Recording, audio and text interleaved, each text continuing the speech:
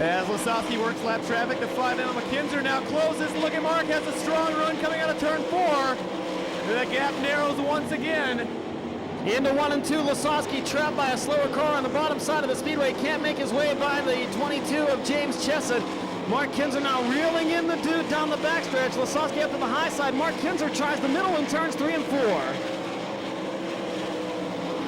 Lasowski with cars on the inside and the outside right in front of him now. Tries to duck under the lap car, James Chesson. Lasowski puts Chesson a lap down. Mark Kinzer now a little further back. Lasowski now shoots to the inside there, and Pittman puts Pittman a lap down. Danny Lasowski working extremely well in traffic. That may have been one of the moves we'll talk about at the end of the race that sealed the deal, being able to split Chesson and Pittman like that. Mark Kinzer still unable to cope with those 2 lap cars as Sammy Swindell tries the high line around PJ Chesson into turns 1 and 2. That is the battle for the 8th spot. And as Lasowski hits the flag stand halfway home, 15 laps down, 15 to go for your leader, Danny Lasowski.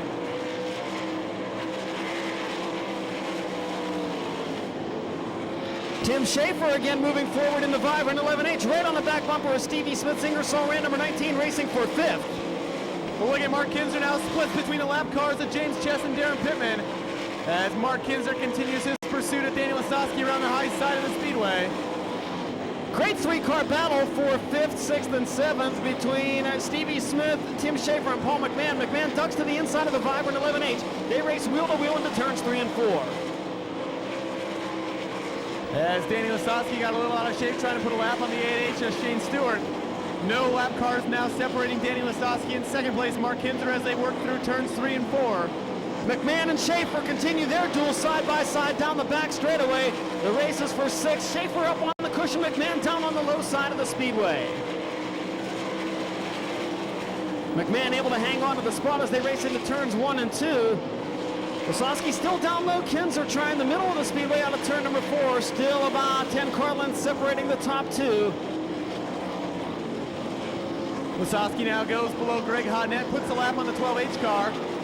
As they're now 1 lap car separating the top 2. Oh, a spin right in front of your leader. Oh, Danny Lasowski nips past. No yellow. The track stays green as Jeff Shepard does a 360. Kerry Madsen now stopping here on the front straightaway to bring out the caution. A very, very, very close call for your leader, Danny Lasowski, in turns 3 and 4. As the Work in America 5-car, Jeff Shepard spun. And as the field now accelerates coming out of turn 4, keep your eye on the cone on the front straightaway. Lasowski leads him down into turn 1. As Mark Kinzer has a lot of work to do in the next 5 laps as he's going to catch Danny Lasowski. Kinzer slides up, now puts a lap on Darren Pittman. Stevie Smith around Terry McCarl to take over the 4th spot. Now going to try to grab 3rd from Joey Saldana, but McCarl a strong run off the bottom of the speedway, side by side, wheel to wheel into 1 and 2. Stevie Smith now goes to the high side, takes 4th from Terry McCarl, sets his sights on 3rd place Joey Saldana. Jason Myers running the top side of the speedway, passing Paul McMahon into turn number 4. Hot foot Jason Myers now up into the 6th spot. McMahon gets a run off of turn number 2, moves back by the Eagle Raceway's car number 20. Lasowski clearly in command of this one. As the battle now for 4th goes into turn 1, Terry McCarl on the inside. Stevie Smith runs through the middle, and Smith overtakes the 4th position. McCarl back to 5th. Paul McMahon still 6th. White flag flying, half a mile to go. Danny Lasowski negotiates turns 1 and 2 on the very bottom of the speedway. Battles continuing back in the pack, but down the backstretch they go. Lasowski down low in 3 and 4. Ladies and gentlemen, the winner of the 41st running of the Amoco Ultimate Knoxville Nationals, the dude, Danny Lasowski.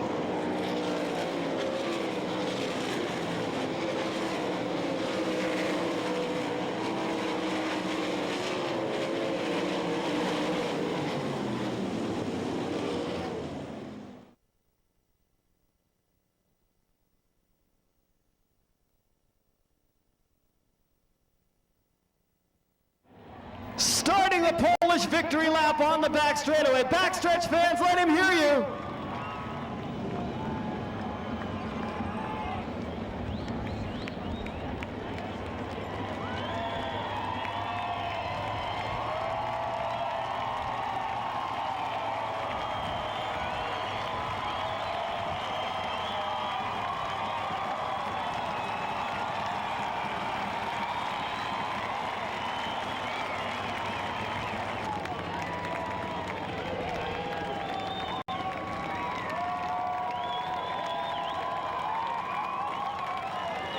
attention, please. Andrea Thompson and Bill.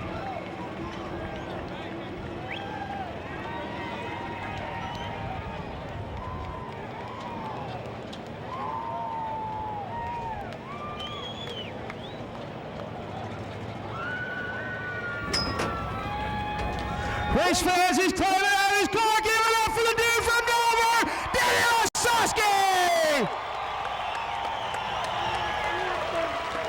Woo!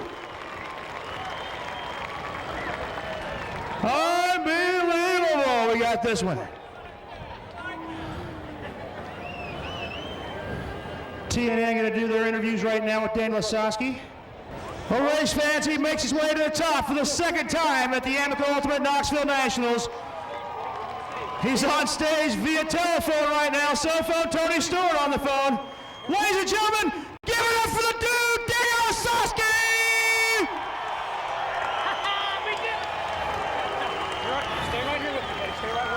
Tony, stay on the line. Dude, congratulations. One heck of a run. Let's get one on this side, if we could, please. You want me to interview him? Okay, I'm interviewing Tony Stewart. Tony, you guys did it. Tony Stewart says, unbelievable, what a driver we got. That, basically, you want to know where you're at, but we know you had practice today. Everything going good with you guys?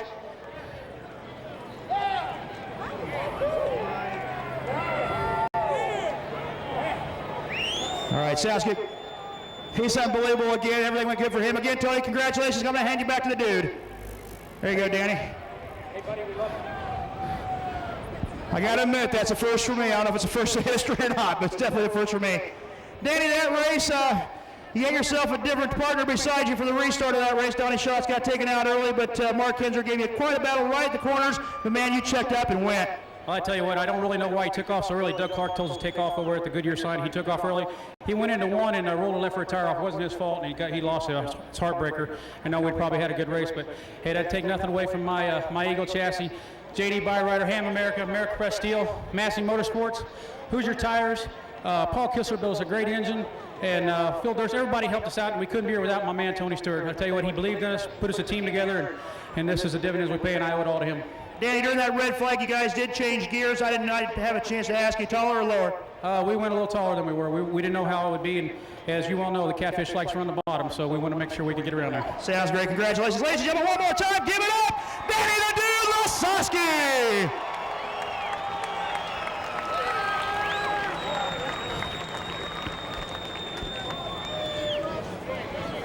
Let me use your microphone and give him a cheer. Sure. Give me a D! Give me a U! Give me another D! Give me an E! What's that spell? Louder! Louder! Thanks to Donnie Schatz's misfortune, you got yourself a chance to be up on the pole. Just didn't quite work out for you tonight, though. No, we had one start, we got the lead. The next start, Danny got the lead, and the rest is history. Danny ran a real good job. Him and the entire crew did an awesome job. You know, it might have been different. If Donnie was here, who knows? Who cares? Daniel Lasoski is the 21st winner of the Knoxville Nationals. Getting yourself up on the platform again, though, it still has to feel good. You know, oh yeah, anytime you can run second in this race. Years back, everybody said I took Sammy Swindell out, but I'd run second for $50,000 any day of the week. Sounds good. Congratulations. Thank you very much. Mark Kinzer, ladies and gentlemen, second place this evening. Joe, you talked about how this crew's been working hard all week long. You got yourself a third place tonight. You got to be satisfied with that. I'm tickled to death. I don't know if I'd be standing here if Schatz didn't turn over, because he was definitely the dominant car all week. But you know, that just gives me a little job security for a while. So at least I know I can go out to California and try and do a good job for the Beef Packer team. They definitely got the equipment to run up front. So this definitely shows they got what it takes to at least be on the podium at the Knoxville Nationals. Congratulations again, third place this evening. Not bad at all. No, not bad at all. Thanks. Joey Saldan, ladies and gentlemen. 1, 2, and 3.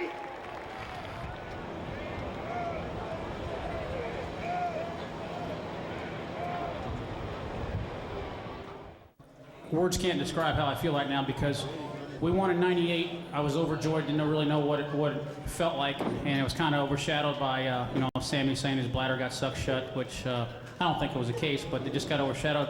Tonight, I don't think there was any excuses. We We had a really good car. Jimmy Carr did a great job, and I can't tell you this, I'm just elated. I can't even believe that we did it. There, before the yellow, I don't know if we'd have passed him because he was awful fast, but we could run with him. After the yellow, we sealed our tires up a little bit, which Hoosiers, I don't know if you've ever heard of one sealing up, but and at the very end, our bladder sucked shut. No. Danny wanted to say fair and square, and I do want my highest regards for Donnie Schatz. May the Lord willing that he is okay. He took one nasty ride right in front of me and Danny. You got an eyeful of that as well as I did. It wasn't pretty, and I hope that he's okay. He's a fine young gentleman. Definitely a highlight for me. It gives me a little job security going to Billings because, you know, you really don't know what your owner's expectations are when you drive for somebody. When you own your own car, it's a lot different. So hopefully we have a good swing through California and have a good rest of the year. As you well know, I like it when the racetrack's all the way to the fence. That way it plays more into a driver's deal instead of the motor. But Jimmy just kept me calm all night long. He said, just don't worry about it, don't worry about it. You've been here a million times, just like a regular race. And I've never quite seen it this nice on Saturday night at Main. I've usually seen it blow off a little bit. Then tire selection was very critical when that happened. Tonight it kind of took all that out of it, and you just had have a good free car through lap traffic and to make sure you got off the corners nice and straight. Road gear wasn't going to get it done on top, I didn't think. I think you're going to have to be very mobile. And as you well know, when you're racing guys like Mark Henzer and Joey Saldan and all these guys, you got to be able to go everywhere. You just can't have your race car set for one place on the racetrack because you're going to get beat every time.